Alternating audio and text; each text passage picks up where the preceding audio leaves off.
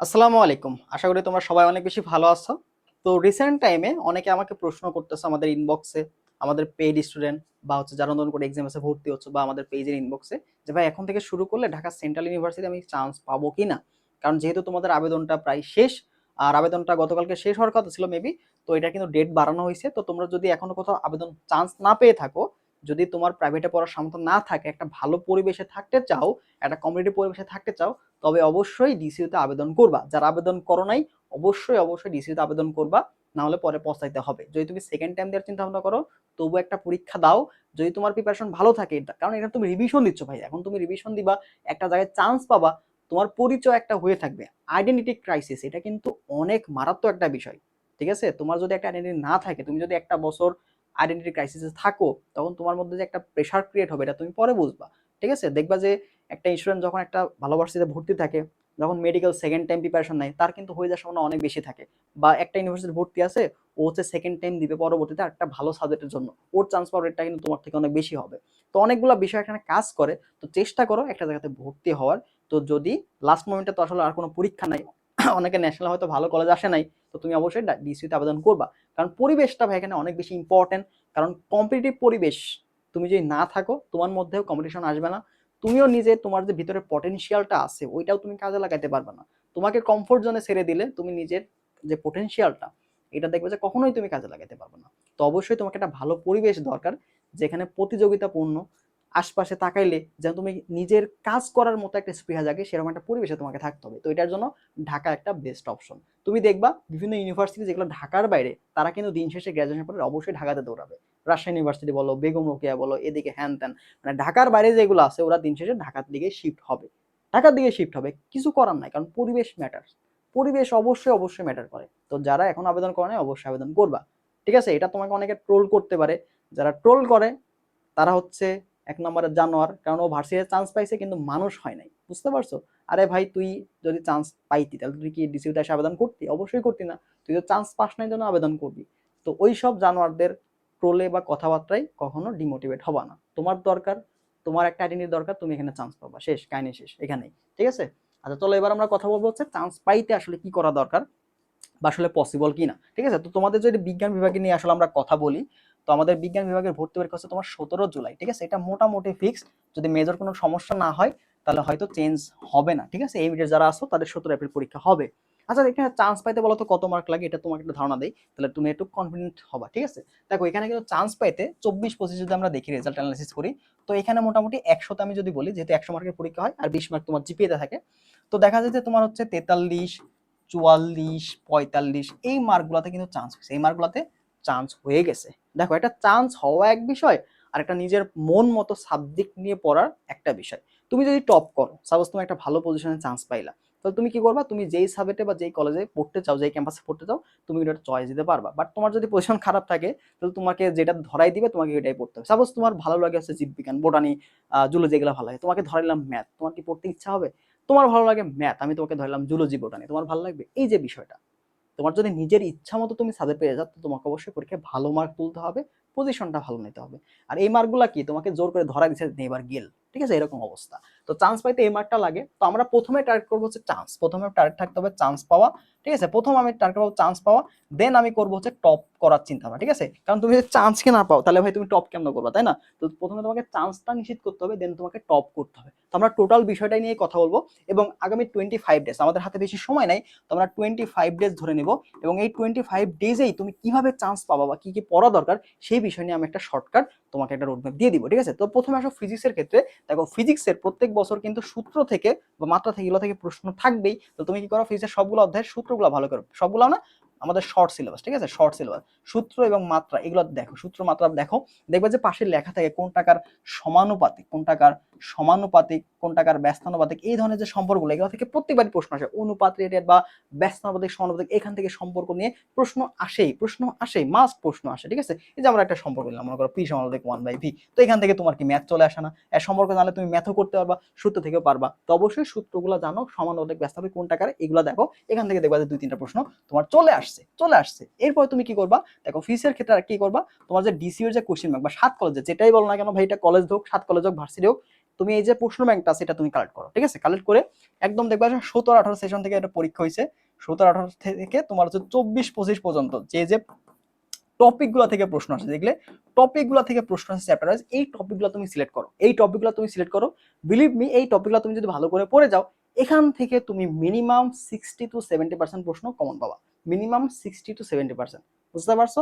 কিছু প্রশ্ন অবশ্যই নতুন টপিক থেকে দিবে, বাট মোস্ট অফ টাইমে দেখা যায় বিগত টপিকগুলো থেকে প্রশ্ন আসছে, ঠিক আছে? আর যেহেতু এবছর নতুন করে তোমার পরীক্ষা হচ্ছে, নতুন করে কমিটি হয়েছে, তারা অবশ্যই বিগত বছরের প্রশ্নগুলো তোমাদের দেখবে এবং বিগত বছরের প্রশ্নগুলোকে তোমাকে মোস্ট প্রায়োরিটি দিতে হবে, ঠিক আছে? বুঝতে পারছো? তাহলে তুমি কি করবা, বিগত বছরের যে প্রশ্নগুলো টাইপগুলো আছে বা টপিকগুলো আছে, এইগুলো ভাই তুমি কনসেপ্ট ক্লিয়ার, ভাই কনসেপ্ট কি ক্লিয়ার করবো, তোমার যে টপিক থেকে প্রশ্ন আসছে এটাতে কি থিওরি লাগছে এটা তুমি দেখো, কি থিওরি লাগছে। একটা ম্যাথ তুমি আসছে, তো এই ম্যাথটা সলভ করে তোমার কি কি ফর্মুলা লাগছে এটা তুমি দেখো। তুই যে একটা প্রশ্ন সলভ করতে কি থিওরি লাগতেছে এবং কি ফর্মুলা লাগতেছে, এটাই তো কনসেপ্ট, এটাই তো কনসেপ্ট। তো এটা তুমি বুঝতে পারলে বা এটা তুমি যদি বুঝে নিতে পারো তাহলে তোমার কনসেপ্টটা ক্লিয়ার। বুঝতে পারছো? তাহলে তুমি ফিজিক্সটা এভাবে পড়তে পারো, তুমি সূত্রগুলো মুখস্থ করে ফেলো, সূত্র মাত্রাগুলো কোনটাকার সমানুপাতিক ব্যস্ত এটা বোঝার চেষ্টা করো। দেন তুমি কি করো, ডিসিও এর যে কোশ্চেন ব্যাংকটা আছে এটা টপিকগুলো তুমি কনসেপ্ট ক্লিয়ার করে ফেলো। আরেকটা কাজ দেই, সেটা হচ্ছে যদি পারো সবচেয়ে ভালো হয়, মানে তোমার টার্গেট যদি টপ করার ইচ্ছা থাকে, এখনো যদি ইফোর্ট দাও, দেখো ভাই শেষ ভালো যা সব ভালো তা, শেষ মুহূর্তে এসে তুমি যদি ফুলি একটা ইফোর্ট দিতে পারো, ডেডিকেটেড থাকতে পারো, অবশ্যই তোমার ভালো কিছু হবে, ঠিক আছে? কি করবা দেখো, কি করবা তুমি হচ্ছে ভার্সিটি এমটের যে কোশ্চেন ব্যাংকটা আছে এটা তুমি দেখবা। বা এখানে কি সবগুলা প্রশ্ন দেখবো না, সবগুলা দেখার দরকার নাই। তুমি কি করো, তুমি এখান থেকে ঢাবির প্রশ্নগুলো দেখো, রাবির প্রশ্নগুলো দেখো, জাবির প্রশ্নগুলো দেখো, চবির প্রশ্নগুলো দেখা, ঠিক আছে? চবির প্রশ্নগুলো এগুলো একটু দেখলেই হবে। আর গুচ্ছ অধিভুক্ত কিছু সহজ ইউনিভার্সিটি যেগুলো আছে, সহজ প্রশ্ন যেগুলো, ইজি প্রশ্ন যেগুলো আছে এগুলো দেখো।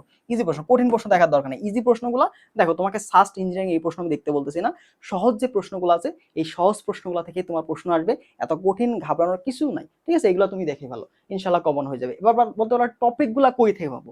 দেখো একটা কথা বলে দিই, যদি তোমার এখন ইনভেস্ট করার মতো সামর্থ্য থাকে, আমি সবাইকে বলতে চাই যদি সামর্থ্য থাকে তো তুমি চাইলে মাত্র 200 টাকা ইনভেস্ট এখানে করতে পারো ডিসিওর জন্য।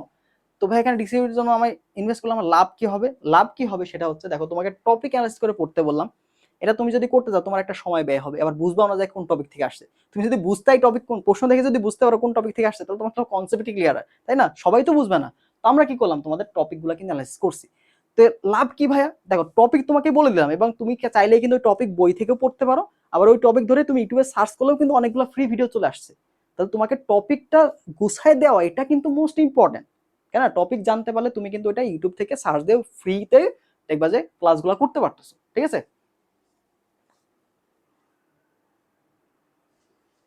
তার মানে টপিকটা তোমার জন্য কিন্তু মোস্ট ইম্পর্টেন্ট। তো আমরা কি করলাম যে এক্সাম্পলের সাথে আমরা গুরুত্বপূর্ণ টপিকগুলো দিতেছি, আবার দিব, ঠিক আছে? পিডিএফটা দিচ্ছি। এবার প্রশ্ন ব্যাংক তোমার কাছে না থাকতে পারে, আমরা কি করলাম প্রশ্ন ব্যাংকের পিডিএফ এবং সাজেশনগুলোও তোমাকে দিচ্ছি, সবগুলো প্রশ্ন ব্যাংক, ডিসিওর প্রশ্ন ব্যাংকটা এবং ভার্সিটি ইউনিটের কোশ্চেন ব্যাংকটা তোমাকে দিচ্ছি। আবার বলছি তোমার ইনভেস্ট করার সামর্থ্য থাকলে তুমি এই পার্টটা দেখো, তাহলে তুমি আবার টেনে বাকি পার্টে চলে যাও, ঠিক আছে? তো আমাদের এখানে প্রায় 80+ এক্সাম, এবং তুমি যদি এই এক্সামের কোশ্চেনগুলোও দেখো, কিছু করা লাগবে না ভাই, তুমি যদি এক্সামের কোশ্চেনের প্রশ্নগুলো যদি সলভ করে যাও তোমার চান্স হয়ে যাবে ইনশাল্লাহ। আমি তোমার এটা গ্যারান্টি দিচ্ছি যে তোমার চান্স পাইতে যতটুকু মার্ক লাগে তুমি এখান থেকে এনশিওর করতে পারবে। এই যে প্রশ্নগুলো আমরা আছে এক্সাম বেসের যে প্রশ্নগুলো আছে সেটা তুমি দেখে যাও, কারণ প্রত্যেকটা প্রশ্ন ব্যাখ্যা সহ দেওয়া আছে, ওয়েবসাইটে সুন্দর মতো সাজানো আছে। আমি একটু পরে ওয়েবসাইটটা ভিজিট করাবো তোমাদের, ওয়েবসাইটে সুন্দর মতো সবগুলো সাজানো আছে। ইভেন কোশ্চিন ব্যাংক সলভ ক্লাসও দেওয়া আছে, কোশ্চিন ব্যাংক সলভ ক্লাসও দেওয়া আছে, এবং লাস্ট মোমেন্টে ম্যারাথন ক্লাসগুলো হবে। তো এই যে লাস্ট পজিশন তুমি যদি এগুলো পড়তে পারো বা করতে পারো ডেডিকেটেড ভাবে, ইনশাল্লাহ ভালো কিছু সম্ভব, ভালো কিছু সম্ভব। একদম লাস্ট পর্যন্ত তোমাকে আশা রাখতে হবে। দেখো মানুষ বাসে কিন্তু আশায়, ঠিক আছে? এবং তুমি পরিশ্রম করে তোমার যে কাঙ্ক্ষিত ইচ্ছাটা এটা তুমি পূরণ করতে পারবা। পরিশ্রম ছাড়া তো তুমি তোমার যেটা চাচ্ছ এটা তো পাচ্ছ না, পাবা বলো? পাবা না, ঘরে বসে থাকলে তো এটা পাবা না। তুমি ফিজিক্সটা এভাবে পড়ো। এবার আসো কেমিস্ট্রির ক্ষেত্রে সবচেয়ে সহজেই তুমি কিন্তু মার্ক এনশিওর করতে পারো কিভাবে জানো? তুমি জাস্ট কি করো, অনুশীলনের যে প্রশ্নগুলো আছে না, এই অনুশীলনের প্রশ্নগুলো তুমি সলভ করে ফেলো। অনুশীলনের যে এমসি গুলো আছে যদি বুঝতে পারো তাহলে তো খুবই ভালো, আলহামদুলিল্লাহ। না বুঝতে পারলে ঠাডা মুখস্থ করো, ঠিক আছে? ঠাডা মুখস্থ করে ফেলো, ঠিক আছে? অনুশীলনের এমসি গুলো অনেক বেশি ইম্পর্টেন্ট, কারণ এখান থেকে হুবু চলে আসে, এখান থেকে তোমার পরীক্ষায় হুবু কমন চলে আসে, হুবু চলে আসে, একদম অপশন সহ চলে আসবে, ঠিক আছে? এই কাজটা তুমি করো। আর যদি পারো সেক্ষেত্রে কি ডিসিউর যে টপিকগুলো আসছে এই টপিকগুলো অবশ্যই প্রশ্ন নিচে থেকে ব্যাখ্যা দেওয়া থাকে না, ওই টপিকগুলো ব্যাখ্যা থেকে বোঝার চেষ্টা করো আসলে আচ্ছা এই প্রশ্ন এই টপিক দিয়ে আসলে এই কনসেপ্ট দিয়ে সলভ করতে হয়, এরকম থাকলে এটা হবে, এইভাবে বোঝার চেষ্টা করো আসলে প্রশ্নটা কিভাবে সলভ করতে হচ্ছে, ঠিক আছে? আচ্ছা, তো এই কাজটা তুমি করো ভাইয়া রসায়নের ক্ষেত্রে, বোঝা গেল? আচ্ছা তাহলে বোঝা গেল, আমি এটা মুছে দিই, মুছে দিয়ে আমি বাকি সাবজেক্টগুলো নিয়ে কথা বলি, ঠিক আছে? এবার আসো তুমি আসলে বায়োলজিটা কিভাবে পড়বা। দেখো বায়োলজি মেন বইটা পড়ার ক্ষেত্রে আমরা যদি পারো তাহলে তো খুবই ভালো হয় মেন বইটা পড়তে পারলে। আর মেন বই থেকে ভাই তুমি একটা অধ্যায় কি করো জানো, মেন বই থেকে না তুমি হচ্ছে কি করো, বোল্ড করা লাইনগুলো পড়ে ফেলো যদি পারো। বোল্ড করা যে লাইনগুলো আছে না এগুলো কিন্তু অনেক গুরুত্বপূর্ণ, ডিরেক্ট চলে আসে, বোল্ড করা লাইনগুলো পড়ে ফেলতে পারো। আর যদি না পারো সেক্ষেত্রে ভার্সিটি এমএটার কোশ্চেন ব্যাংকটা আছে না, এখান থেকে অনেক প্রশ্ন করবো ভার্সিটি এমএটার কোশ্চেন ব্যাংকটা, এটা সলভ করো, ঠিক আছে। অবশ্যই ডিসিওটা সলভ করবা, ডিসিওটা সহ ভার্সিটির কোশ্চেন ব্যাংকটা সলভ করে ফেলো। তোমার কাছে যদি ভার্সিটি না থাকে তাহলে জিএসটি করো, ঠিক আছে। আর যদি আমাদের কোর্সে থাকো সেক্ষেত্রে পিডিএফটা তোমাদের দিচ্ছি, ভার্সিটি এর কোশ্চেন ব্যাংকের পিডিএফ আর ডিসিও এর কোশ্চেন ব্যাংকের পিডিএফ, ঠিক আছে। তুমি এই কাজটা করো। মেন বই যদি পড়তে না পারো, যেহেতু সময় কম, যারা অলরেডি মেন বই পড়ে নাই তারা কিন্তু মেন বই আবার রিভিশন দিতে পারবা না, ঠিক আছে। সো যারা শুরু করতেছো বা শুরু করবা তারা ভার্সিটি এর কোশ্চেন ব্যাংকটা, ডিসিও এর কোশ্চেন ব্যাংকটা সলভ করে গেলেই ইনশাআল্লাহ এখান থেকে অনেকগুলো প্রশ্ন চেষ্টা করবা ব্যাখ্যাগুলো ভালো করে দেখা, ঠিক আছে, ব্যাখ্যা সহ সলভ করা, তাহলে অনেক ভালো হবে, ঠিক আছে।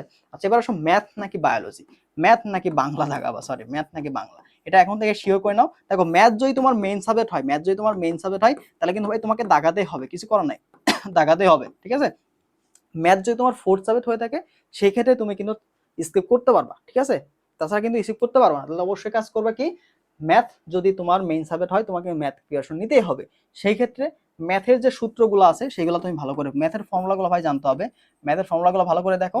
এবং ডিসিউ এর যে টাইপগুলো আছে না, ডিসিউ যে টাইপগুলো থেকে ম্যাথ আসছে ওই টাইপগুলো পড়ে যাও, ঠিক আছে, ওই টাইপগুলো পড়ে যাও। সবচেয়ে বেস্ট যদি প্রিপারেশন নিতে পারো তাহলে ডিবি এর প্রশ্নগুলো, রাবির প্রশ্নগুলো এবং জাবির যে প্রশ্নগুলো, এই তিনটা ইউনিভার্সিটির প্রশ্নগুলো তুমি দেখবা ম্যাথের ক্ষেত্রে, ঠিক আছে। তিনটা কি ম্যাথের ক্ষেত্রে তুমি দেখো, ম্যাথের ক্ষেত্রে দেখলে অনেকগুলো প্রশ্ন তোমার কমন হয়ে যাবে ইনশাল্লাহ, অনেকগুলো প্রশ্ন তুমি কমন পাবা।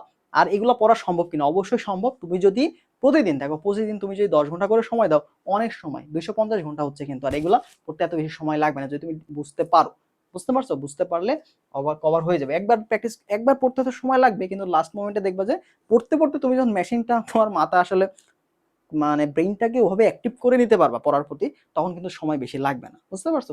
তো এই কাজটা তুমি করবা। এবার সব বাংলা দাগানো না ইংরেজি দাগাবা, এখন ভাই তুমি যেটা ভালো পারো, সাপোজ তুমি ইংলিশ কোনোদিন পড়ো না, পারো না, এখন অল্প সময় প্রিপারেশন নিতে হলে তুমি বাংলা দাগাতে পারো, যেহেতু বাংলা তুমি বুঝো, বাংলা আমাদের মাতৃভাষা, ঠিক আছে।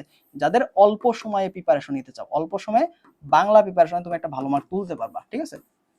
কিভাবে, বাংলার যেখানে তোমার হচ্ছে কবি পরিস্থিতি, আমাদের প্রথম পত্র থেকে অবশ্যই কবি পরিস্থিতি থেকে প্রশ্ন বেশি আসে, তো কবি পরিস্থিতিটা ভালো করে দেখবা, ঠিক আছে, কবি পরিস্থিতি ভালো করে দেখবা। আর যে কাজটা করবা সেটা হচ্ছে ব্যাকরণ যে পার্টটা আছে আমাদের, ব্যাকরণ যে পার্টটা আছে এখানে কি করবা, বিগত বছরের যে প্রশ্নগুলা, বিগত বছর, ঠিক আছে, বিগত বছর যে প্রশ্নগুলা, নট অনলি ডিসিউ, সকল ইউনিভার্সিটি, ঠিক আছে, সকল সকল ভার্সিটি যে প্রশ্নগুলো আছে এগুলো তুমি সলভ করো। বাংলা ব্যাকরণ পার্টের ক্ষেত্রে দেখবা যে অনেকগুলো প্রশ্ন তোমার কমন চলে আসছে, ঠিক আছে। তাহলে কবি পরিস্থিতিটা পড়ে ফেলো। আর যদি সম্ভব হয় গল্পগুলোর যে সারাংশ, মানে গল্পগুলোর যে ইম্পর্টেন্ট যে লাইনগুলো আছে, এগুলো তুমি সলভ করো, এগুলো তুমি সলভ করো। বা বোর্ড প্রশ্ন যেগুলো আছে এই বোর্ড প্রশ্নগুলো এগুলো তুমি দেখো, মানে ইম্পর্টেন্ট লাইনগুলো বুঝতে পারলেই তোমার কভার হয়ে যাবে বাংলার ক্ষেত্রে, ঠিক আছে। আর ব্যাকরণ পার্টটা তুমি বিগত বছর যে প্রশ্নগুলো আসছে ওই টাইপগুলো পড়লেই ইনশাআল্লাহ আর কোনো কভার লাগবে না। সেক্ষেত্রে বইয়ের কথা যদি বলো, ব্যাকরণ পার্টের জন্য বই যদি বলো, তাহলে কি করবা, নবম দশম শ্রেণীর যে বইটা আছে না, নবম দশম শ্রেণীর যে বই, এই বইটা মানে কনসেপ্ট ক্লিয়ারের জন্য, সাপোজ সমাসের কনসেপ্ট ক্লিয়ার করবা বা হ্যান তেন এগুলো ক্লিয়ার করবা, তার জন্য বইটা দেখতে পারো। অথবা তুমি ইউটিউব থেকে যে কোনো একটা ওয়ান শট ক্লাস করে নিলা, ঠিক আছে, যে কোনো একটা ওয়ান শট ক্লাস 2-3 ঘন্টার ক্লাস করে নিলা, তো ওখান থেকে কিন্তু অনেক বেশি বেনিফিটেড হবা, ঠিক আছে। এই কাজগুলো তুমি এখান থেকে পড়বা। দেখো লাস্ট মোমেন্টে ভাই তোমার যেটা দরকার সেটা হচ্ছে তোমার মধ্যে আত্মবিশ্বাস থাকতে হবে, ঠিক আছে, তোমার মধ্যে পরিশ্রম করার মানসিকতা থাকতে হবে। যদি পারো তাহলে তোমার অবশ্যই ভালো কিছু হবে, আর যদি না পারো তাহলে লাস্ট পরীক্ষাতে এখানেও তুমি ফেল মারবা, কিছু করার নাই। দেখো দুনিয়াতে পরিশ্রমীরা যে সবকিছু পেয়ে যায় এমনটাও কিন্তু হয় না, পরিশ্রমীরাও কিন্তু অনেক সময় হেরে যায়, ঠিক আছে। হয়তো তাদের জন্য অন্য জায়গায় আল্লাহ ভালো কিছু রাখছে, বাট আমি চাচ্ছি ঢাবিতে চান্স পাওয়ার ক্ষেত্রে আমি অনেক পরিশ্রম করলাম, আমার যে ঢাবিতে চান্স হবেই এটার কোনো গ্যারান্টি নেই, বুঝতে পারছো। আবার দেখা যায় আমি মোটামুটি পড়ছি, হয়তো আল্লাহ আমার ওখানে এক মঙ্গল রাখছে, দেখা যায় যে অনেকে ঢাবিতে চান্স হয়ে যায়। তো আমি একটা দিয়ে ইয়ে করলাম, তো এরকম ভাবে কিন্তু অনেকগুলা পরীক্ষা হয়ে গেছে ঢাবি থেকে শুরু করে, এরকম ধাপে ধাপে ধাপে ধাপে মিস যাইতে যাইতে অনেকগুলা পরীক্ষা তোমার হয়ে গেছে। হয়তো তুমি ইফোর্ট দিচ্ছ, পরিশ্রম করছো, হয়তো তোমার ভালো কিছু নাই ওখানে, আল্লাহ হয়তো দেখছে যে তোমার হয়তো কোনো বিপদ হইতে পারে বা কোনো সমস্যা হইতে পারে, তার জন্য হয়তো হয় নাই। বা আগামীতে যখন তুমি সেকেন্ড টাইম দিবা তখন হয়তো তোমার জন্য আরো ভালো কিছু রাখছে, এরকম হতেই পারে। কারণ দেখো সৃষ্টিকর্তা যা জানেন আমরা কিন্তু তা জানি না, ঠিক আছে। তো এই বিষয়টার উপর একটু বিশ্বাস রাখবা। আর তোমাকে পরিশ্রমটা করতে হবে, তোমার ডিজায়ার যেটা আছে জায়গা বা চাওয়া যেটা আছে এটা তুমি পরিশ্রম ছাড়া বা ইফোর্ট ছাড়া তুমি কিন্তু এটা পাবা না। ঘরে শুয়ে বসে থেকে তুমি রিজিক সন্ধান করো তাহলে পাবা, পাবা না, তোমাকে বাইরে বের হইতে হবে, সন্ধান করতে হবে, তবেই তুমি কিন্তু রিজিক পাবা। এই বিষয়টা একটু খেয়াল রাখবা। তো লাস্ট মোমেন্টে ভাই তোমার অবশ্যই আত্মবিশ্বাসের প্রয়োজন আছে। তোমার মধ্যে মনোবলটা যদি দুর্বল হয়ে যায়, তুমি কিন্তু লাস্ট এই কদিনে পড়াশোনাই করতে পারবা না। তোমার মধ্যে দেখবে পড়তে বসলে যদি চিন্তা, আমার এটাতে চান্স পাবো কি, চান্স পাবো, এই চিন্তা তুমি করবাই না এখন। এই চিন্তা তোমার মাথা থেকে ঝেড়ে ফেলতে হবে। জাস্ট আমাকে পড়তে হবে, চান্স পাই বা না পাই, আমার লাইফের সেরা ইফোর্টটা আমি লাস্ট 25 দিন দেবো। এই জিনিসটা তোমাকে মাথায় রাখতে হবে, ঠিক আছে? লাস্ট মোমেন্টে আমার জীবনের সেরা ইফোর্টটা দিব। কারণ আমি যদি সেরা ইফোর্ট দিতাম, তাহলে হয়তো আগেরগুলোতে আমার চান্স হয়ে যেত। হয়তো আমার গ্যাপ আছে, এর জন্য হচ্ছে না। তো লাস্ট যেহেতু পরীক্ষা, এটা আমাকে ভালো করতে হবে, ঠিক আছে? ভালো করতে হবে। যে যা বলুক, যে যত কথাই বলুক না কেন, ডিসিউ খারাপ, ডিসিউ হ্যান ত্যান করুক, সমস্যা নাই ভাই। তোমার একটা পরিচয় দরকার, তুমি পরিচয়টা তৈরি করো। তুমি একটা জায়গায় চান্স পাও, তুমি তো চান্স পেয়ে পড়তেছো, তোমাকে তো মাংনা ধরাই দিতেছে না। ধরাই দিতেছে বলো? ওখানে তো ন্যাশনালের মতো যে আলাদা জায়গায় তুমি চান্স পাবে এরকম? ন্যাশনালে আন্দাজে তুমি যদি ক দাগায় ফেলো, তাও তোমার পাস হয়ে যেতে পারে, কিন্তু এখানে পাবা, এখানে তোমার 0.25 করে নেগেটিভ কাটবে। সো যে যত ট্রোল করুক না কেন, তোমার ওদিকে তাকানোর কোনো দরকার নেই। যারা ট্রোল করবে ওরা ভালো মানুষ না, ওরা একদম নিম্ন স্তরের মানুষজন, বুঝতে পারছো? তো এটা মাথায় রাখবা। তো তোমার লড়াইটা তোমাকেই লড়তে হবে, ডেডিকেটেড থাকো, ইনশাল্লাহ ভালো কিছু হবে। আর যারা ডিসিও এক্সামের সাথে ভর্তি হবা, তারা একটু কষ্ট করে হোয়াটসঅ্যাপে যোগাযোগ করো। যদি সম্ভব হয়, তোমার ইনভেস্ট করার মতো সামর্থ্য থাকে, তাহলে হইতে পারো, হইলে তোমার জন্য বেটার হবে লাস্ট মোমেন্ট, ঠিক আছে? তো ভালো থাকো সবাই। আরবারও বলছি, যেভাবে বললাম ফিজিক্স কেমিস্ট্রি ম্যাথ বায়োলজি পড়বা, ইনশাল্লাহ কভার হয়ে যাবে। ওকে, ভালো থাকো সবাই, আল্লাহ হাফেজ।